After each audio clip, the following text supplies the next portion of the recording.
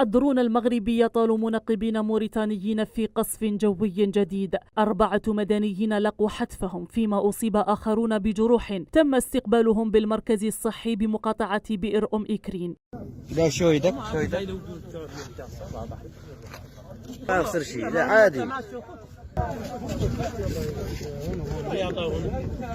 تكررت عملية قصف السلاح الجوي المغربي للمنقبين في المناطق الحدودية الشمالية خلال الأشهر الماضية، راح ضحيتها 10 موريتانيين. القصف الجوي الجديد قيل أنه على حدود الصحراء الغربية، غير أن مصادرا موثوقة لقناة الوطنية أكدت أن طائرة مسيرة مغربية استهدفت شاحنة موريتانية داخل التراب الموريتاني، بالضبط على الطريق الدولي الرابط بين تندوف وزويرات الموريتانية على بعد 150 كيلومترا على المعبر الحدودي لتندوف. أكبر يوم احنا حمدناك وشاكرناك للسلكنا، يوم احنا حمدناك وشاكرناك للسلكنا، يوم احنا.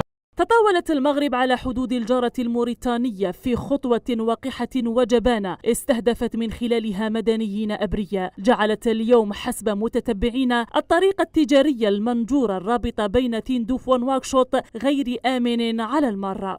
إلى غاية اللحظة لم تتخذ الحكومة الموريتانية أي موقف واضح، ولم تصدر أي رد رسمي إزاء القصف الجديد، فيما اقتصرت ردودها السابقة على نشر بيانات رسمية تدعو فيها المنقبين إلى تجنب تجاوز الحدود أو عدم احترام إجراءات السلامة. فيما دعا الرئيس محمد ولد الغزواني خلال خطاب له يوم 27 ديسمبر المنصرم إلى الصرامة في احترام كل الإجراءات المطلوبة حرصا على مصلحة الجميع واحتراما للقواعد الشرعية في الحفاظ على الأنفس وعدم تعريضها لأي خطر. وقبل أيام من تجاوز القصف المغربي حدود الصحراء الغربية، كان قد تساءل الوزير الموريتاني السابق سيدي محمد ولد محم عن سبب عجز طائرات بدون طيار المغربية من مواجهة الجيش الصحراوي في وقت تقصف بدون رحمة مواطنين موريتانيين عزل على الحدود مع الصحراء الغربية.